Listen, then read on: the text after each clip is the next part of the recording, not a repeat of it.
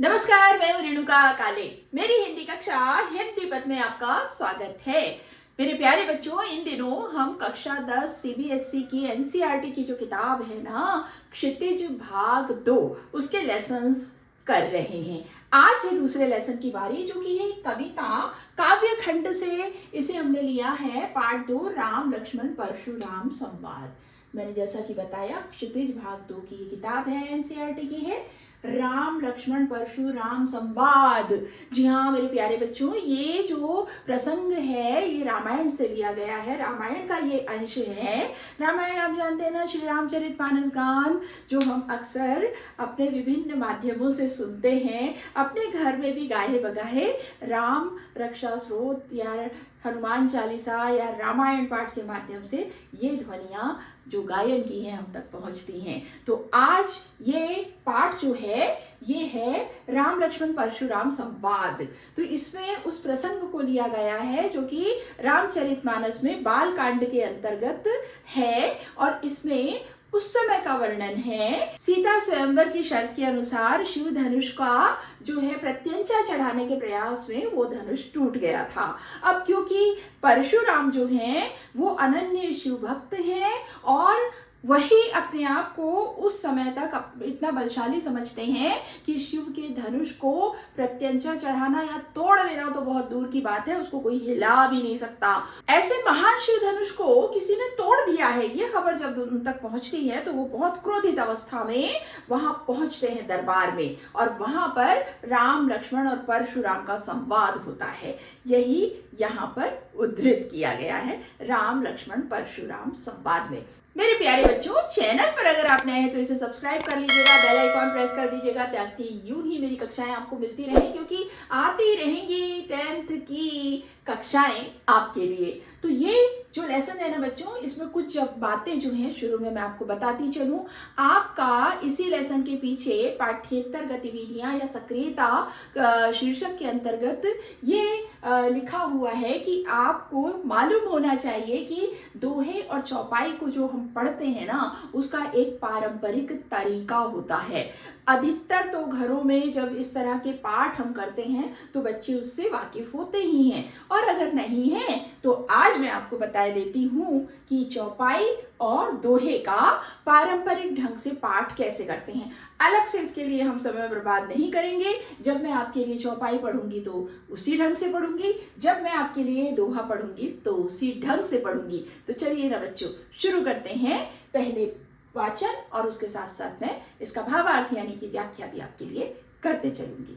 तो चलिए बच्चों, पहले है चौपाई और फिर है दोहा। जहां जहां मैंने ब्लू पेन से लिखा हुआ है ना बच्चों, वो दोहा है, और ब्लैक पेन से जो लिखा हुआ है वो चौपाइयां हैं। चौपाई मात्रिक छंद है और दोहा भी मात्रिक होता है। इसकी अलग अलग शर्तें होती हैं, वो किसी और दिन चर्चा करेंगे। आज कॉन्सेंट्रेट करते हैं इसी लेसन पर। तो चलिए देखिए कैसे पढ़ते हैं चौपाई। पढ़ रही हूँ उसी ढंग से और अर्थ आपको बताऊंगी मैं।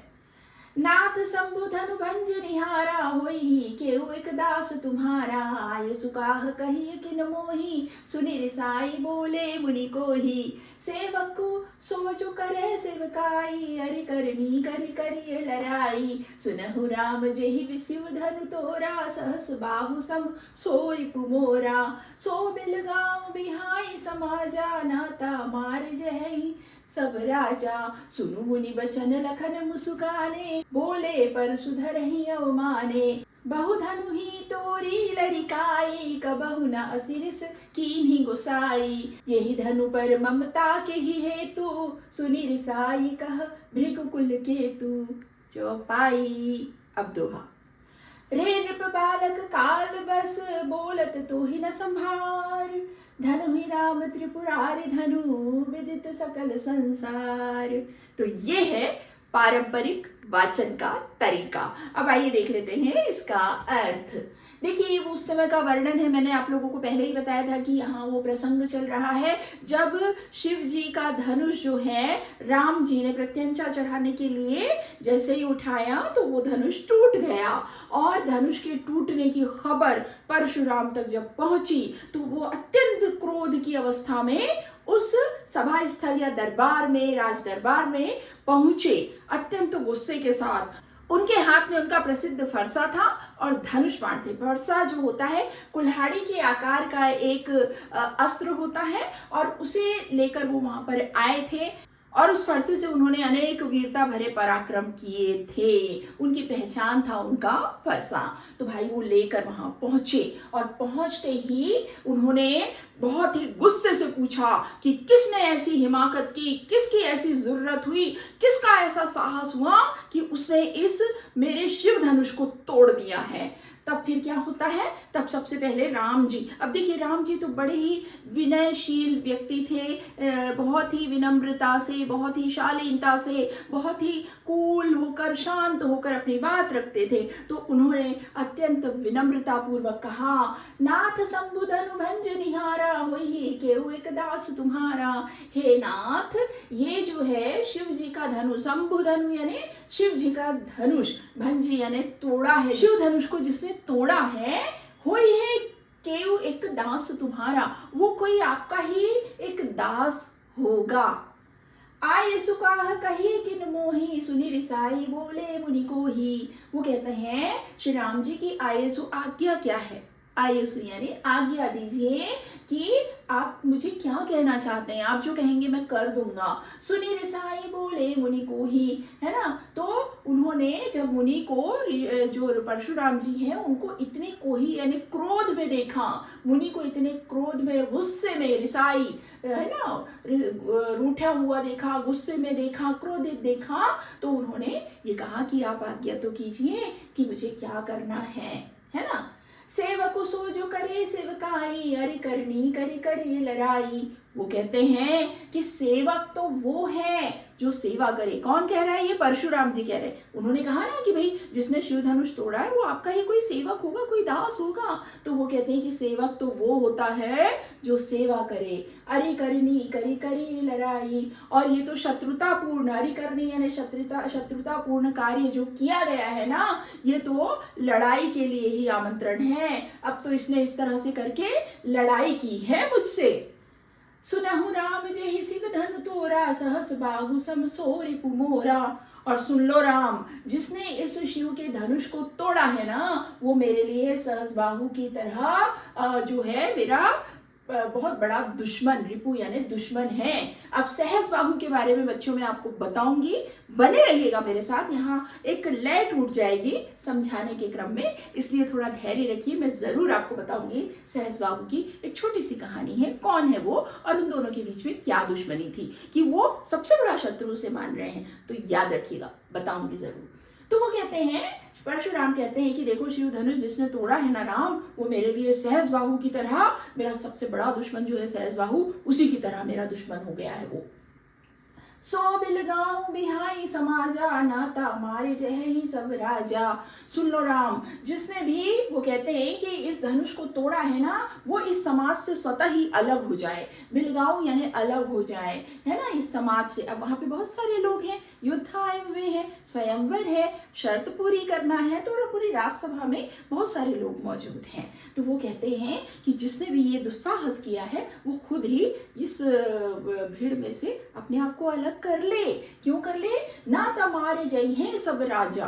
अब वो धमकी दे रहे हैं, वरना क्या होगा कि यहाँ जितने राजा है ना तमारे जय हैं, नहीं तो वो सारे सब मारे जाएंगे, है ना, सारे राजा।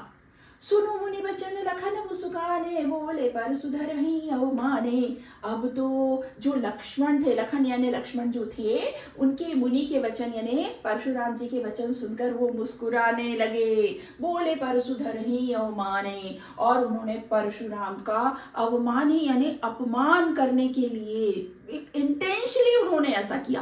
अब भाई देखिए, जो राम जी हैं, जितने शांत, जितने विनयशील, जितने ज्यादा विनम्र हैं, वहीं लक्ष्मण उग्र स्वभाव के हैं। ऐसा हम मानते हैं, मान्यता है कि जो विष्णु जी के शेषनाग है ना, उन्हीं के अवतार हैं लक्ष्मण। तो भाई उनका क्रोध, उनका गुस्सा, उनकी उग्रता उस शेषनाग की ही तरह है ना। तो वो ये सब बातें जो सुनते हैं ना परशुराम की, तो वो मुस्कुराते हैं और परशुराम जी का अपमान करने के लिए कहते हैं, क्या कहते हैं, बहुधन हुई तोरी लड़काई कब न हसी रिसकी नहीं गुसाई।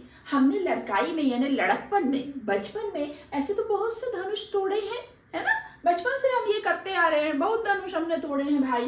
कब ना हसी रिस की नहीं गुसाई, रिस यानी गुस्सा, इस तरह का गुस्सा, इस तरह का क्रोध तो किसी और ने, किसी और मुनि ने या ब्राह्मण ने या किसी भी व्यक्ति ने, सज्जन ने हम पर नहीं किया है इस कार्य के लिए। यही धनु पर ममता के ही हेतु सुनि रिसाई कह भृगुकुल केतु। ठीक है, अब वो कहते हैं कि आखिर इस ऐसे धनुष में क्या खास बात है भाई, कि तुम इसमें इतनी ममता क्या है तुम्हारी, इतना क्या स्नेह आ रहा है, किस कारण से इसमें इतना स्नेह है कि आप जो हैं भृगुकुल केतु, भृगुकुल के जो सबसे चमकते सितारे हैं, भृगुकुल के जो ध्वजा को लेकर, उसकी यश पताका को लेकर धारण करके जो चलते हैं ऐसे परशुराम, भृगु केतु, भृगुकुल से संबंधित जहां जहां ऐसा वर्णन आएगा ना बच्चों, समझ जाना ये परशुराम जी के लिए कहा जा रहा है। तो वो कहते हैं कि सुनि रिसाई कह भृगुकुल केतु।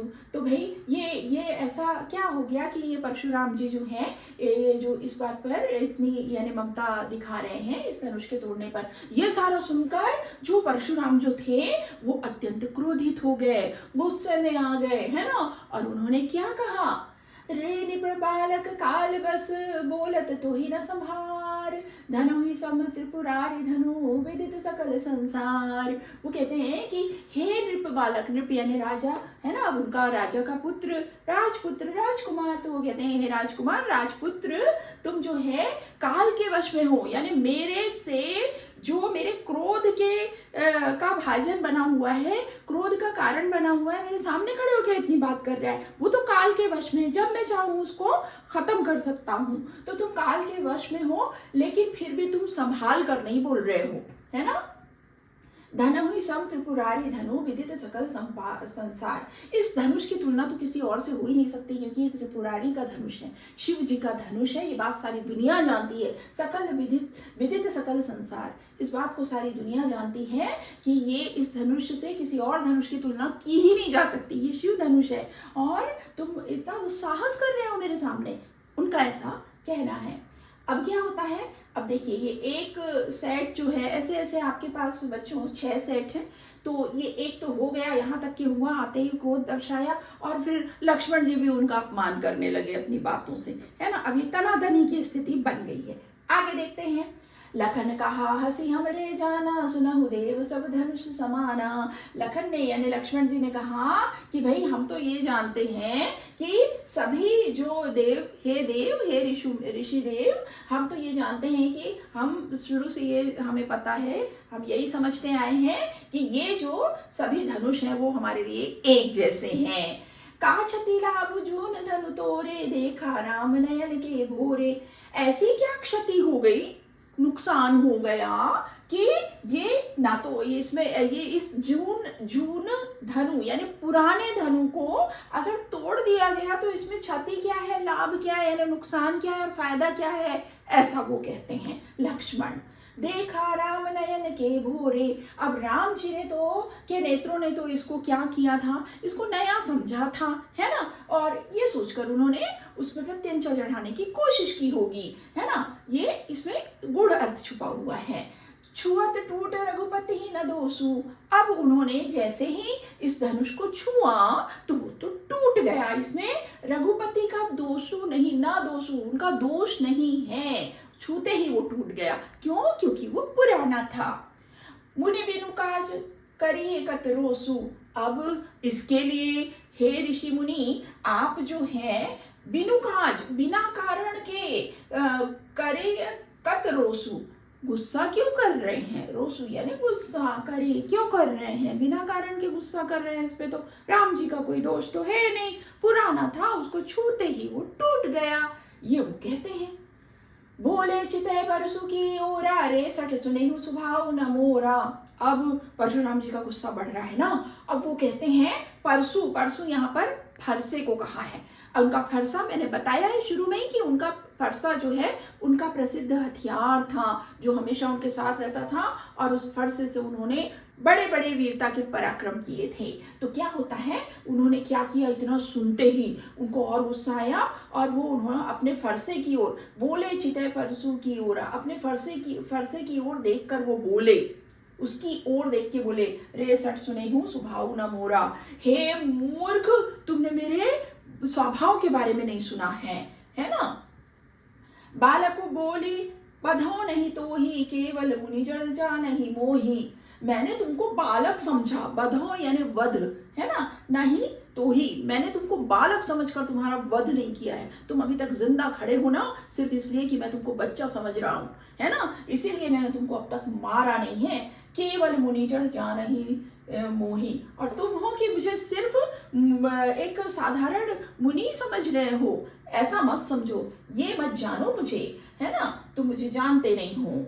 बाल ब्रह्मचारी अति को ही विश्व विदित क्षत्रिय कुल द्रोही, और तुम जो है इस बाल ब्रह्मचारी का, परशुराम बाल ब्रह्मचारी है ना, तो उन्होंने कहा कि तुम इस बाल ब्रह्मचारी का जो क्रोध है, कोही यानी क्रोध, है ना, बाल ब्रह्मचारी हूं मैं और मेरा क्रोध बहुत भयंकर है, और विश्व विदित क्षत्रिय कुल द्रोही, और ये पूरी दुनिया विश्व विदित, विश्व जानता है, विश्व में ये पता है सब लोगों को कि मैं क्षत्रिय कुल का दुश्मन हूं, है ना, क्षत्रिय कुल का नाश करने का मेरा प्रण है, उन्होंने लिया है। याद रखिएगा, सहस्त्रबाहु का प्रसंग जब बताऊंगी तो आपको ये सारी चीजें और क्लियर हो जाएंगी। फिर से बता रही हूँ, एक समझाने की लय ना टूट जाए बच्चों, इसलिए सिलसिलेवार पहले आपको इसका अर्थ बता रही हूँ। आगे देखते हैं। भुजबल भूमि भूप बिनु कीन्ही, विपुल बार मही देवन दीन्ही। वो कहते हैं कि मैंने भुजबल से, अपनी भुजाओं के बल से भूमि को यानी पृथ्वी को, भूप यानी राजा के बिना किया है, यानी मैंने अपने बाहुबल से, अपनी भुजाओं के बल से इस धरती को राजाओं से विहीन कर दिया, यानी सभी राजाओं को मार दिया है। विपुल बार महिदेवन दीनी, और मैंने अनेक बार, विपुल यानी बहुत बहुत, कई बार, है ना, कई बार मैंने क्या किया है, ये जो धरती है, ये जो पृथ्वी है, उसको किसको दे दिया है, ब्राह्मणों को दे दिया है ना, ब्राह्मणों को कई बार दे चुका हूँ। सहस बाहु भुज छेद निहारा, परसु बिलोक महीप कुमारा। वो कहते हैं कि मैंने सहस बाहु को की भुजाओं को इसी फरसे से क्या किया है, मैंने अपने बल के जरिए सहस बाहु की भुजाओं को छिन्न भिन्न कर दिया है। परसु बिलोक महीप कुमारा, है ना, और वो अपने फरसे को फिर से दिखाते हुए बोलते हैं कि राजकुमार ये मेरा फरसा है, इसके बारे में तुम जान लो, इसे देखो जरा तुम। मातु पिता ही जनि सोच बस, कर सी महीस किशोर, गर्भन के अर्भक दलन परसु मोर अति घोर। अब वो अपने फरसे की महिमा फिर से आगे बताते हुए कहते हैं, मातु पिता ही जनि सोच बस, तुम तो अपने माता पिता को चिंता में डालने का काम कर रहे हो, है ना, और करिस महिष किशोर, हे महिष किशोर यानी राजा के पुत्र, राजपुत्र, राजकुमार, तुम जो है अपने माता पिता के लिए चिंता का सामान इकट्ठा कर रहे हो, चिंता में डालने वाली ये तुम्हारी हरकत है। गर्भन की अर्भक दलन परसु मोर अति घोर, तुम ये जान लो कि ये जो ये मेरा फरसा है ना, उसने तो गर्भ के अर्भक यानी शिशु को भी, बच्चे को भी, बालक को भी, दलन परसु मोर अति घोर, है ना, उस फरसे में इतना सामर्थ्य है कि वो गर्भ के बालक को भी नष्ट कर सकता है। ऐसा मेरा फरसा जो है अति घोर यानी बहुत ही भयंकर शक्तिशाली है और इतना करामाती है मेरा फरसा। वो अपने फरसे के बारे में बता रहे हैं। बेहसी लखन बोले मृदुबानी, अहो मुनीसु महाभट मानी। वो कहते हैं अब इतना सुनने के बाद लखन जो है वो जो ये सारी चीजें सुनकर वो हंसते हैं और अत्यंत मृदु वाणी में, यानी अब यहाँ पर थोड़ा सा पोलाइट हो रहे हैं वो, लेकिन ये भी सब व्यंग के लिए है बच्चों, आपको समझ आएगा। रियली तो ये है कि वो परशुराम जी की बातों का मखौल उड़ा रहे हैं, उनका अपमान कर रहे हैं, क्योंकि उनको भी गुस्सा आ रहा है, वो भी बहुत शूरवीर है और उनको पसंद नहीं आ रहा है कि वो ऋषि मुनि जो हैं, परशुराम जी जो हैं, उनके भाई के इस कृत्य के लिए दंड देने के लिए आ गए हैं। अब राम जी पर कुछ भी विपदा आई तो लक्ष्मण कवच की तरह सामने आ जाते थे। उनको पसंद नहीं आ रहा है कि बड़े भैया को जान से मार दूंगा, किसकी की इतनी हिम्मत की मेरे ये शिव धनुष को तोड़ा है, आज वो बचेगा नहीं, ऐसा ऐसा करते आए थे वो। तो वो बिल्कुल बचाव की मुद्रा में आ गए और हर बात का जवाब दे रहे हैं परशुराम जी को। तो यहाँ यही हो रहा है कि वो बड़े मीठे वचनों में, बड़े धैर्य के साथ मधुर वाणी में बोलते हैं। अहो मुनीसु महाभटमानी पुनि पुनि मोहि रेखाओ कुठारू जहत उड़ावन फूकी पहारू। कि वो कहते हैं कि आप मुनि जो हैं, आप महायोद्धा हैं, है ना, ये मुझे दिखाना चाहते हैं। पुनि पुनि मोहि दिखाओ कुठारू, और तुम आप जो है बार बार मुझे कुठार दिखा रहे हैं, है ना, कुल्हाड़ी की तरह ये भी एक हथियार होता है। आप ये मुझे बार बार कुठार दिखा रहे हैं। चाहत उड़ावन फूकी पहारू, और क्या आप ऐसा चाहते हैं फूंक मार के पहाड़ फूंकी उड़ानू, फूंकी पहाड़ू, पहाड़ को फूंक मार कर उड़ाना चाहते हैं? इस तरह से मेरे को डरा रहे हैं आप, है ना, और यहाँ सभा में सभी लोगों को डरा रहे हैं। यहाँ कुंभड़ बतिया को नाही जे तर्जनी देखी मरी जाही। वो कहते हैं कि यहाँ कुम्हड़े का जो फल होता है ना, उसका छोटा सा फल, या निर्बल व्यक्ति कोई नहीं है। वो कहते हैं कि यहाँ पे छोटा सा कुम्हड़े का फल कोई नहीं है, कोई भी निर्बल नहीं है। जे तर्जनी देखी मरी जाही, जो तर्जनी दिखाए, तर्जनी बेटा ये उंगली जो होती है ना, इसको तर्जनी कहते हैं। ऐसे करते समय, है ना, ऐसा करके लोग एक दूसरे को संबोधित करते हैं क्रोध में, है ना। तो वो कहते हैं कि यहाँ पर कोई भी कुंभड़ बतिया यानी कि छोटा सा कोई फल नहीं है ना, कुंभड़ बतिया कुम्हड़े का फल नहीं है जो जिसको आप तर्जनी दिखाएंगे तो वो उड़ जाएगा, वो मर जाएगा, ऐसा कोई नहीं है। देखी कुठार सरासन बाना, मैं कचुकहा सहित अभिमाना। अब लक्ष्मण कहते हैं कि भाई आप हमें कुठार दिखा रहे हैं, सरासन यानी कि धनुष बाण दिखा रहे हैं, इन्हीं को देखकर मैंने कुछ अभिमान के सहित ये बातें कही हैं, है ना, वरना मैं आप ये सब चीजों का डर नहीं दिखाते तो मैं ये सब नहीं कहता। भृगुसुत समुझ जनेऊ बिलो की, जो कछु करहूं सहो रिसरू की। वो कहते हैं कि भाई मैंने आपको भृगुवंश का पुत्र समझा और मैंने आपके जनेऊ को देखा। सुरमहि सुर हरिजन अवगाई, हमरे कुल इन पर न सुराई। वो कहते हैं कि भाई देखिए, देवता, ब्राह्मण, भगवान के भक्त और गायों पर, हमारे कुल में इन लोगों पर गुस्सा या क्रोध नहीं किया जाता, इन पर वीरता नहीं दिखाई जाती। बंधे पापू अपकीर्ति हारे, भारत हूँ पर परिय तुम्हारे। वो कहते हैं कि अगर हमने इन पर इनका वध किया तो हमें पाप लगता है, और अगर हम इनसे हार गए ना तो हमारी अपकीर्ति होती है, इसलिए हम इनको अपनी वीरता का प्रदर्शन इनके सामने नहीं करते। मारत हूँ पापरी तुम्हारे, यानी कि आप जो हैं हमें मारेंगे भी तो भी हम आपके पैर ही पढ़ेंगे। कोटि कुलिस सम बचन तुम्हारा, व्यर्थ धरहु धनुबान कुठारा। लक्ष्मण कहते हैं कि आप तो अपने एक एक वचन से करोड़ों वज्र सा घाव कर सकते हैं। व्यर्थ धरहु धनु बाण कुठारा, और आपने तो व्यर्थ में ही ये धनुष बाण और ये कुठार धारण किया हुआ है, रखे हुए हैं अपने पास से, इससे आपको घाव करने की जरूरत ही नहीं, आपके वचन ही काफी हैं। ऐसा वो परशुराम जी को कहते हैं। जो बिलो की अनुचित कहे क्षमहु महामुनि धीर, सुनि सरोष भृगुवंश मणि बोले गिरा गंभीर। तो लक्ष्मण आगे कहते हैं कि जो बिलो की अनुचित कहे, यानी इसे देखकर, धनुष बाण फरसा कुठार ये सब चीजों को देखकर, मैंने और आपके क्रोध को देखकर अगर मैंने कोई अनुचित बात कह दी है तो हे महामुनि मुझे माफ कर दीजिए, आप तो बड़े धीर है भाई, है ना, आप बड़े धीरज वाले हैं, मुझे क्षमा कर दीजिए भाई। सुनी सरोष भृगुवंश मणि बोले गिरा गंभीर। अब ये व्यंग बाण छोड़े जा रहे हैं, उनका अपमान किया जा रहा है, तो उनकी बात को, लक्ष्मण की बात को सुनकर सरोष यानी रोष सहित, गुस्से सहित, भृगुवंश के जो मणि के समान है यानी परशुराम जो हैं, वो अत्यंत गंभीर स्वर में बोले। क्या बोले? कौशिक सुनहु मंद येहु बालक, कुटिल काल बस निज कुल घालुक।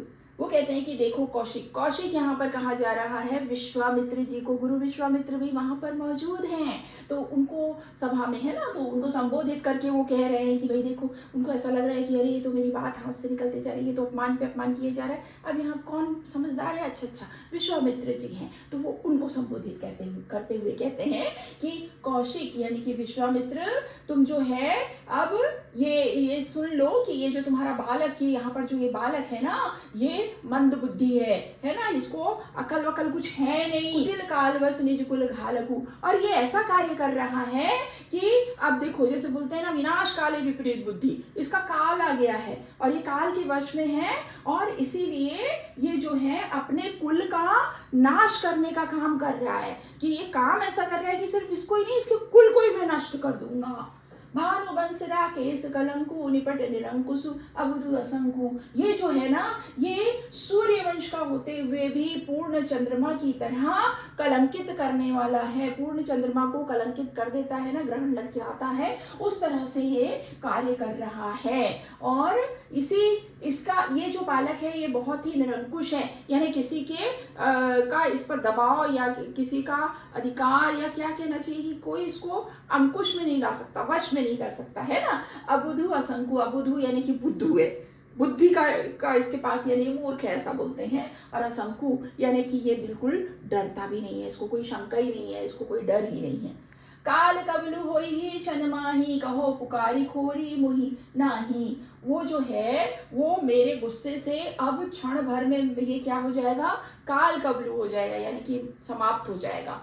मेरा गुस्सा इतना बढ़ चुका है कि अब ये पल भर में मैं इसको समाप्त कर दूंगा। कहो पुकारी खोरी मुहिना ही, मैं फिर से आप सबको चिल्ला कर बता रहा हूँ, पुकार कर बता रहा हूँ कि मेरा फिर बाद में दोष नहीं होगा, सबको मैं बता रहा हूँ। तुम हट कहूँ जो चाहूँ बारा, कही प्रताप बलु रोषु हमारा, और अगर तुम चाहते हो ना कि इसको मेरे गुस्से से बचाना चाहते हो, इस गुस्से से उबारना चाहते हो, तो इसको कही प्रताप बलु रोषु हमारा, मेरा प्रताप, मेरा बल और मेरा रोष यानी मेरा गुस्सा क्या है, मैं क्या हूं, इस बालक को बता दो, ऐसा वो परशुराम जी कहते हैं विश्वामित्र से।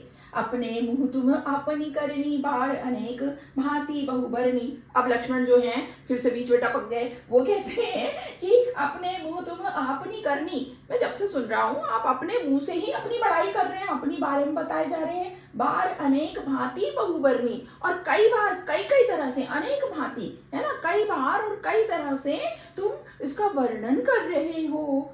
नहीं संतोषिता पुनि कछु कहूँ, जनी रिस रोकी दुसह दुख सहूँ, वो कहते हैं कि अगर इससे भी तुमको संतोष नहीं है ना, तो फिर से कहो, कुछ और कहो।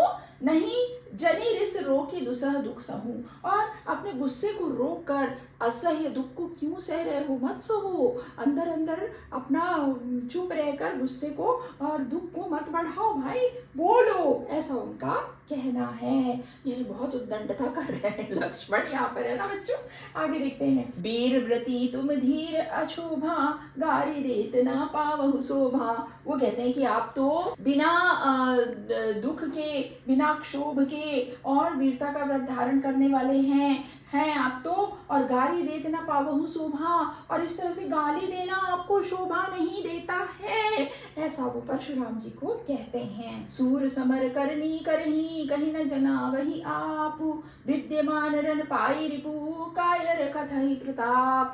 लक्ष्मण यहाँ पर कहते हैं कि सूर समर करनी करही, सूर यानी शूरवीर जो है ना, योद्धा जो हैं, समर यानी लड़ाई में, युद्ध में, करनी करही काम करते हैं, है ना। भाई युद्ध में क्या काम है भैया, लड़ना काम है, तो वो युद्ध में शूरवीर जो हैं अपने शौर्य का प्रदर्शन करते हैं, लड़ते हैं शस्त्रों से, अस्त्र शस्त्र लेकर वो लड़ते हैं। कहीं ना जना वही आपू, बोल बोल कर अपने बारे में दूसरों को बताने की कोशिश नहीं करते हैं, वो कर्म करके बताते हैं वहां पर। विद्यमान रण पाई पू, कायर खतही प्रतापू, वो कहते हैं कि विद्यमान जो रण में विद्यमान है, वो अपने शत्रु को पाकर क्या करता है, उससे लड़ाई करता है। वहां पर युद्ध भूमि में जो शत्रु है उससे वो लड़ता है, ना कि कायर जो क्या करते हैं, इसके विपरीत कायर क्या करते हैं, कायर कथई प्रतापू, और जो कायर लोग होते हैं ना, वो अपने प्रताप का बखान करते रहते हैं, मैं ऐसा हूँ, मैं इतना वीर हूँ, मैं फलाना हूँ, मैं ठिकाना हूँ, ऐसा जो वो करते हैं ना, कायर लोग करते हैं। और जो वास्तविक शूरवीर होते हैं वो लड़कर बताते हैं, ऐसा वो लक्ष्मण जी कह रहे हैं। अरे बाबा रे, तब तो समझिए कितना गुस्सा आ रहा होगा परशुराम जी को। आगे क्या होता है देखते हैं। आगे देखिएगा बच्चों। तुम तो काल हाक जनुलावा, बार बार मोहि लागी बुलावा, अब लक्ष्मण जी कहते हैं कि परशुराम जी से कह रहे हैं कि तुम तो काल हाथ जनु लावा, और हे मुनिदेव, हे परशुराम जी, आप तो बार बार जो काल को हाँक हाँक कर बुला रहे हैं, बार बार, यानी उनको जान से मार देने की धमकी दे रहे हैं ना, कि देखो तुम इतना मुंह मत चलाओ, या इतनी बड़ी बड़ी बातें मत करो, वरना मैं तुमको मार दूंगा, ऐसा वो कह रहे हैं। तो वो बोलते हैं कि तुम तो बार बार मेरे लिए काल को जैसे हाँक कर बुला रहे हो, बार बार मोहि लागी बुलावा, है ना, बार बार मेरे लिए ही काल को बुला रहे हो। सुनत लखन के वचन कठोरा, परसु सुधारी धरे कर घोरा। अब तो परशुराम जी को बड़ा गुस्सा आ गया भैया, उनके कठोर वचन, लखन के कठोर वचन को सुनकर उन्होंने क्या किया, अपने फरसे को हाथ में ले लिया, है ना, पकड़ लिया, हमला करने के लिए, आक्रमण करने के लिए, वध करना है लक्ष्मण जी का, इस मंशा से उन्होंने अपने फरसे को उठा लिया।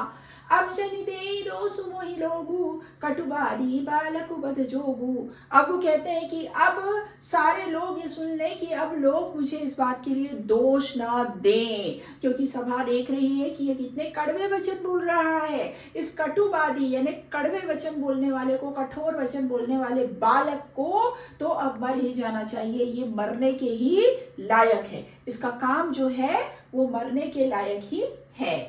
बल बिलो की बहुत मैं बाचा, अब ये उमर निहार माँ साचा। वो कहते हैं कि मैंने इसको बाल बिलो की, यानी मैंने इसको बच्चा समझकर, बालक समझकर मैं इसको बहुत बार छोड़ता जा रहा हूँ, इसको मैंने अब तक कुछ किया नहीं है, लेकिन अब ये उमर निहार माँ साचा, लेकिन अब तो सच में ये मरने के ही योग्य है, इसको मर ही जाना चाहिए, यानी अब मैं इसका वध करूंगा। ये देखकर कौशिक कहा क्षमे अपराधु, बाल दोष गुण कर ही न साधु।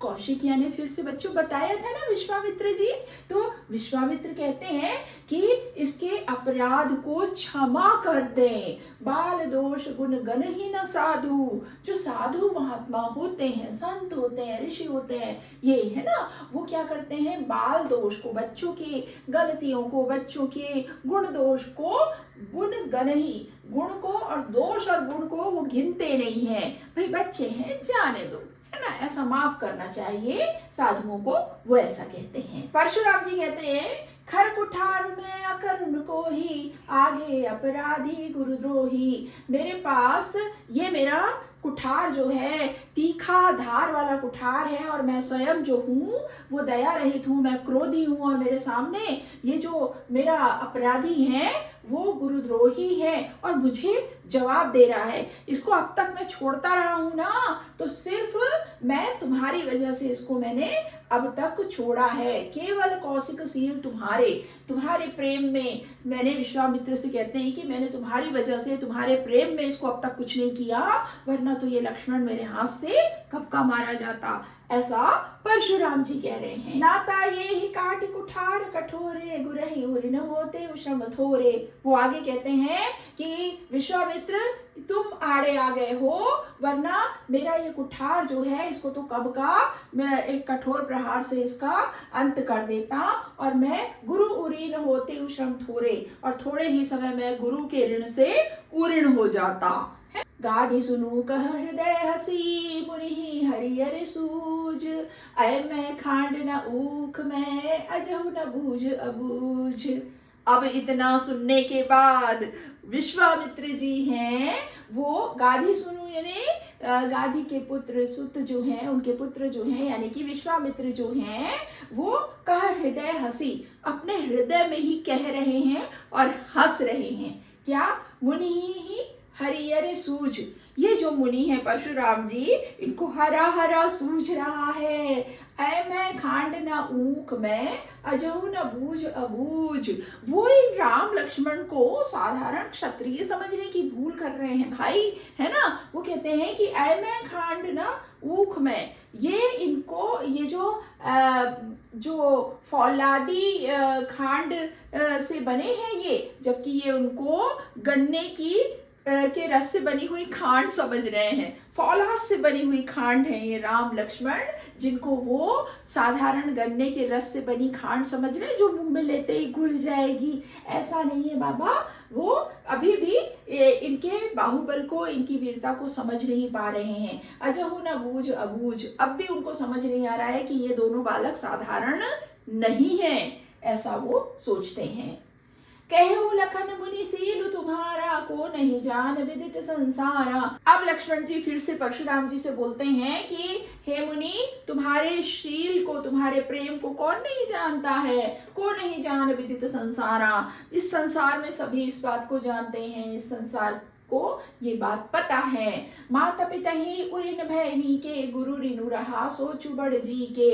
आप अपने माता पिता के ऋण से तो बड़े अच्छे से उऋण हो गए हैं, और अब गुरु के ऋण के बारे में आपको बड़ी सोच लगी है। अब फिर वो उनको भड़का रहे हैं ना, कटाक्ष कर रहे हैं, व्यंग कर रहे हैं। सो जनु हमरे ही माथे काढ़ा, दिन चली गए ब्याज बड़ बाढ़ा। और अब ये गुरु ऋण जो है उसको आप हमारे मत्थे मढ़ रहे हैं, है ना। और चलिए, अब तो बहुत दिन हो गए हैं इस बात को, आपके गुरु ऋण को, तो अब ब्याज भी बहुत बढ़ गया होगा, है ना। अब आप ऐसा सोच रहे हैं कि मुझे मारकर आप इससे बड़ा ऋण होने वाले हैं, ब्याज बढ़ गया होगा भाई। अब तो अब आनी व्यवहारिया बोली, तुरंत देऊ मैं थैली खोली। अब भाई बहुत दिन हो गए हैं, ब्याज भी बढ़ गया होगा आपके ऋण का, तो चलिए अब वो जो हिसाब किताब करने वाला है ना, उसको बुला लीजिए, मैं तुरंत अपनी थैली खोलकर दे देता हूँ, ऋण हो जाइए। सुनी कटु बचन कुठार सुधारा, हाय हाय सब सभा पुकारा। अब तो परशुराम जी का क्रोध जो है चरम पर पहुंच गया, और इस कठोर वचन को सुनने के बाद उन्होंने अपना जो कुठार है उसको उठा लिया, उसको ठीक करने लगे, साधने लगे। तभी सभा में सारे लोग हाय हाय करने लगे। अब वो समझ गए कि अब तो इनका क्रोध, परशुराम जी का क्रोध चरम पर आ गया है। भृगुबर परसु दिखा बहु मोही, विप्र बिचारी बचो नृपद्रोही। अब वो लक्ष्मण यहाँ पे भी शांत नहीं होते, वो कहते हैं कि हे परशुराम, आप अपना फरसा मुझे दिखा रहे हैं, बार बार मुझे अपना फरसा दिखा रहे हैं। विप्र बिचारी बचो नृपद्रोही, और मैं तो, आप जो राजाओं के द्रोही हैं, राजाओं का संहार करने का प्रण आपने लिया है ना, तो आप जो राजा के द्रोही हैं, दरअसल मैं आपको अभी तक इसलिए बचाता आ रहा हूँ कि आपको मैं ब्राह्मण समझ रहा हूँ। ब्राह्मण बिचारी, ब्राह्मण हैं आप मेरे लिए, है ना। हालांकि आप राजा के द्रोही हैं, लेकिन मैं अभी तक आपको इसीलिए छोड़ता आ रहा हूँ। अब लक्ष्मण भी अपने तेवर दिखा रहे हैं भाई, दोनों के बीच में तनातनी, दोनों उग्र हैं, दोनों गुस्से वाले हैं, और चल रही है बातें। विलेन कबहु सुभट रन गाढ़े, द्विज देवता घर ही के बाढ़े। अब वो अपनी वीरता का प्रदर्शन कर रहे हैं कि मिलन कबहु सुभट रन गाढ़े। आपको अभी तक जो है कभी सुभट यानी कि महान योद्धा नहीं मिला है, रण गाढ़े जो रणवीर हों, अभी तक आपका ऐसे लोगों से पाला नहीं पड़ा है। द्विज देवता घर ही के बाढ़े, और आप तो अपने ही घर के बड़े बड़े शूरवीर बने हुए हो। अब तो बहुत ही ज्यादा बोल दिया लक्ष्मण ने। अनुचित कहे सब लोग पुकारे, रघुपति सयन ही लखनु नेवारे। अब तो सभा एकदम कांप उठी। सभा जो है, सभा में मौजूद सब लोग कहने लगे नहीं ये ठीक नहीं है, अनुचित है, ऐसा नहीं बोलना चाहिए, ये तो गलत बोल रहे हैं लक्ष्मण जी। ये सारी चीजें वहां से लोगों की तरफ से पुकार और आवाजें आने लगी। तब फिर राम जी ने लक्ष्मण को इशारा किया, नैनों से, आंखों से लक्ष्मण को चुप रहने का इशारा किया, है ना। लखन उतर आहुति सरिस, भृगुबर को पुकृसानु। बढ़त देखी जल सम बचन, बोले रघुकुल भानु। अब तो लखन के यानी लक्ष्मण जी के इस तरह से उत्तर देने पर, इस तरह से बातें करने पर, यज्ञ में आहुति डालने से क्या होता है, भड़क उठती है ना, वैसे ही आहुति जो है उनकी क्रोध की अग्नि से, उनके उत्तर जो हैं, उनके उत्तर से परशुराम के क्रोध, भृगुबर कोपु यानी परशुराम के कोप यानी गुस्से में उनके वचनों ने, उनके उत्तर ने आहुति का काम किया। उनकी क्रोधाग्नि जो है ना बच्चों, परशुराम जी की लक्ष्मण के कठोर वचनों से और भी ज्यादा धधक उठी, भड़क उठी। बढ़त देखी जल सम बचन, बोले रघुकुल भानु। और इस क्रोधाग्नि को बढ़ता हुआ देख कर जल के समान वचन रघुकुल भानु, यानी रघुकुल के सूर्य। सूर्य कौन? यहाँ राम जी को कहा गया है ना। रघुकुल के चमकते हुए सूर्य की तरह जो श्री राम जी है ना, उन्होंने जल के समान कोमल वचन वहां पर बोले। अब क्या बोले वो रामायण में चलते रहता है बच्चों। आपके लिए इस लेसन में यहाँ तक है। तो यहाँ तक हमने ये देखा कि किस तरह से राम, लक्ष्मण और परशुराम संवाद है। राम थोड़ी समय के लिए इस लेसन में आए हैं। शुरू में विनय पूर्वक वो अपनी बात रखते हैं कि भाई धनुष को तोड़ने वाला, शिव धनुष को तोड़ने वाला आपका ही कोई सेवक होगा, कोई दास होगा। और उसके बाद लक्ष्मण आ जाते हैं भाई के लिए, अपनी बचाव की मुद्रा में उनको प्रोटेक्ट करने के लिए कि भाई तक बाद में पहुंचना, पहले मुझसे बात करिए। उनको परशुराम के बारे में नहीं मालूम और परशुराम को राम लक्ष्मण की वीरता के बारे में नहीं मालूम। अब वहां पर तनातनी की स्थिति होती है और इस तरह से पूरा संवाद चलता है बच्चों।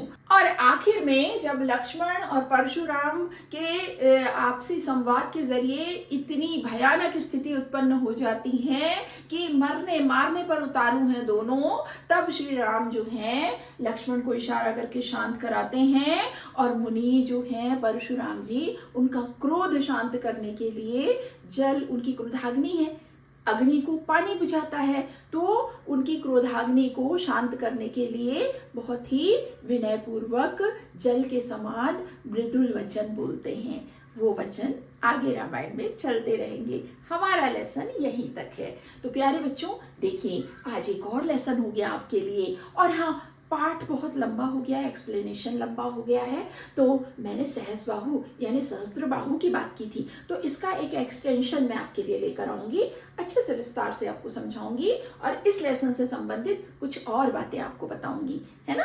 तो इसका ही पार्ट 2 देख लीजिएगा, जल्दी ही वो लेकर आपसे मैं मिलूंगी। तो बच्चों, चैनल पर आने जाने का सिलसिला बरकरार रखिएगा, सब्सक्राइब कर लीजिएगा, बेल आइकॉन प्रेस कर दीजिएगा, ताकि यूं ही हम मिलते रहें।